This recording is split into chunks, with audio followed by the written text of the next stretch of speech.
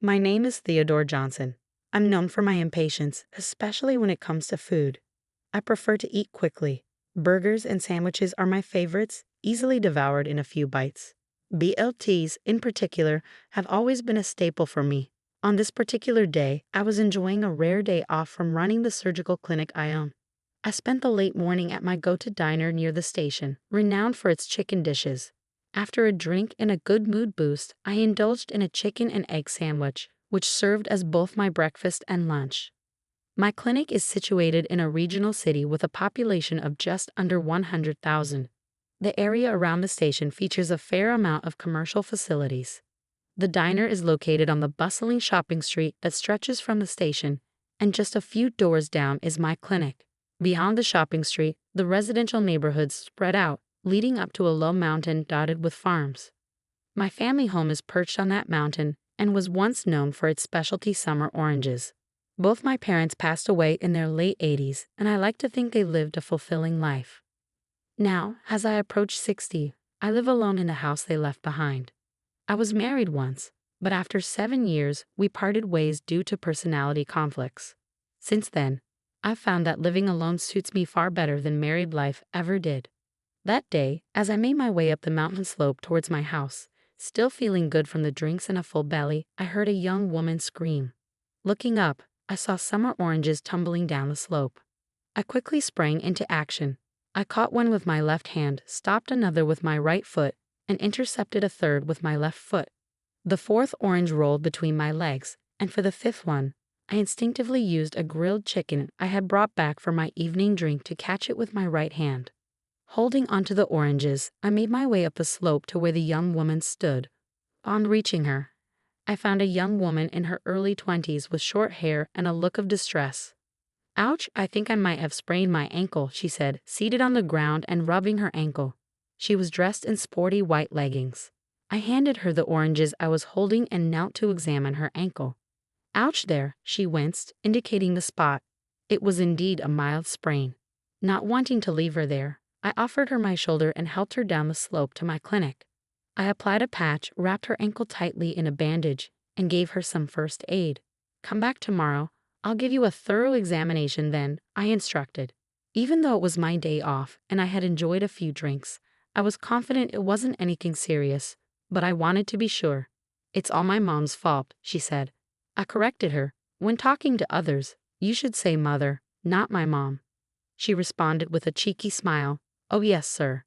She explained that her mother had sent her to the unmanned fruit stand at the top of the hill to buy some summer oranges. While descending with the oranges in a paper bag, the handle broke and the oranges spilled out. "My mom keeps reusing department store bags to be eco-friendly. The handle must have been on its last legs," she added. "I almost dropped my smartphone too," she said. "Were you using your smartphone while walking?" I asked. "Yeah," she admitted. I scolded her for that. Staring down at a smartphone for extended periods can strain your neck and lead to stiff shoulders and headaches, a condition known as text neck. It's dangerous to use your smartphone while walking. You should be more careful, I advised. She gave me another drawn-out "yes, sir" in response. Her house seemed to be just a short walk from my clinic, but I felt sorry for her having to walk on that injured foot. I suggested she take a taxi. "You should be able to get there within the base fare." "Do you have money for that?" I asked. "I'm fine. I have it," she assured me, nodding. I handed her a crutch and walked her to the clinic entrance. She kept turning back with a bright smile. As I was about to head inside, I noticed that the part-time job notice I had taped to the entrance door was starting to peel off. It had been up for over a month now. As I was fixing the peeling notice, I thought about whether online postings might be a better option. Just then, I noticed that the young woman had left her oranges behind. "I'll make sure to return them tomorrow," I decided. The following day, a woman arrived at the clinic carrying a department store paper bag. She had the same face as the girl from yesterday, so I assumed they might be sisters. "Even so, you were so kind to help my daughter yesterday when she was in trouble," she said, bowing her head and handing me the bag. I caught a glimpse inside. A bottle of imported whiskey, clearly a high-end choice. "Doctor, please accept this," the girl added, clasping her hands together as if in prayer. I thought this is going just as planned, and cleared my throat, pretending to be slightly annoyed as I accepted the whiskey. It had been a while since I'd had some, and it would be a nice treat for the evening. As I prepared to examine the girl, her mother remained standing, seeming unsure of where to go. I asked her to wait in the waiting room.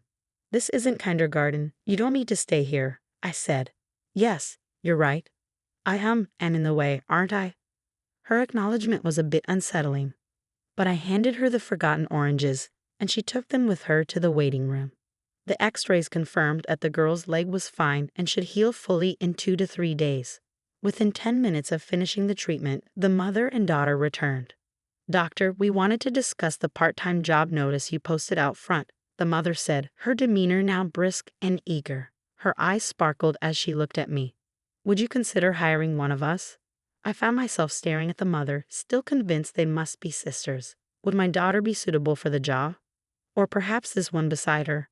The girl stuck out her tongue playfully and gave a little bow. "Since you're old enough to work, you should handle things on your own," I scolded Emma, also advising her mother not to spoil her too much. Still, I needed a part-time worker, and since the position involved reception work, nothing too challenging once you got the hang of it, I decided to hire her. Emma began working as a part-time receptionist 3 times a week after her foot healed. While she was often quite dependent on her mother when they were together, she displayed a responsible side when alone and quickly adapted to the job. Her vibrant and cheerful demeanor was a hit with both the staff and the patients. However, this brought some unexpected trouble. Emma would always wait for me to finish work, and as soon as I left the clinic, she'd rush over, link her arm with mine, and rest her head on my shoulder while skipping alongside me. "Enough of that. Why are you so overly familiar with men?" I would chide. "Oh, doctor, you're just being shy," she'd reply with a mischievous grin. I found myself at a bit of a loss. I had taken on quite the spirited employee. About a month into her part-time job, Emma's mother, Mary, visited the clinic with a smile as bright as Emma's. She brought a box of sweets and said, "This is for everyone here." I thanked her and accepted the gift. Then she handed me a department store paper bag and added, "And this is for you, doctor." Mary glanced down shyly, and her behavior made my heart flutter unexpectedly. "This isn't a gift from a patient, so it should be all right, right?" Thank you," I said, accepting the department store bag. Inside was a bottle of high-end whiskey. "Doctor, you do enjoy your drinks, don't you?" Mary asked. "I remember the last time I brought you one. You seemed a bit grim, but had a smile at the corners of your lips. You looked quite pleased," she added, sticking out her tongue playfully. Her gesture was reminiscent of her daughter Emma's playful nature. On my next day off, I went to my usual diner for lunch. As I was about to order my favorite grilled chicken, I suddenly changed my mind. "Wait a second," I said, pulling back my order. "I'm not in the mood for chicken today. How about fried rice?" No, that's not it either. I've decided on Righto." On my way home, as I started up the hill, a summer orange rolled down from above.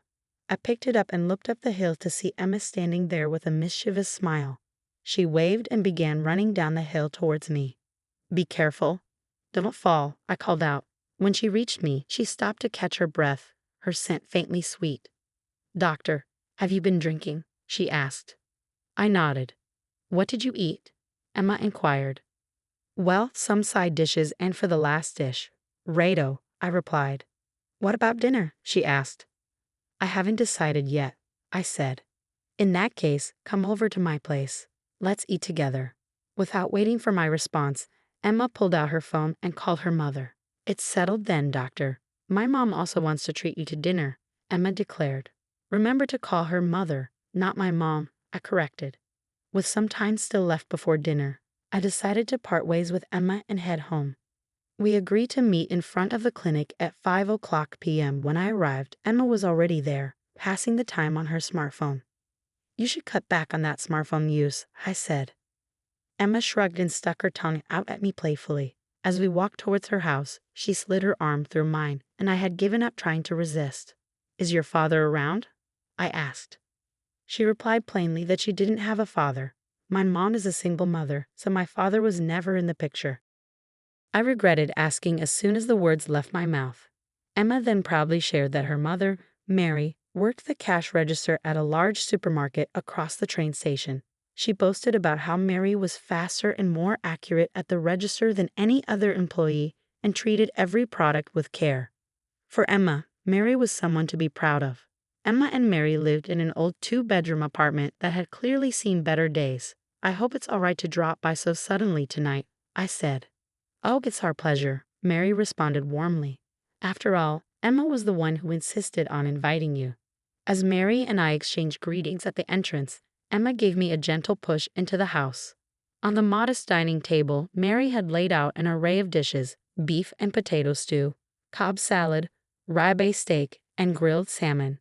The food was simple but had a classic, comforting taste of home. As Emma guided me to my seat, Mary brought over a can of beer from the refrigerator. "Oh dear, it's still lukewarm, isn't it?" Mary said, frowning as she examined the can of beer. Emma jumped in. "That's what I told you to pick up from the convenience store on the way here. But buying it from the supermarket where I work is cheaper because of the staff discount." Mary sighed and replied, "Well, I didn't realize it would be warm." A playful argument ensued between mother and daughter, with Emma and Mary exchanging light-hearted jabs. Somehow, I found myself caught in the middle, trying to mediate. All right, let's calm down," I said.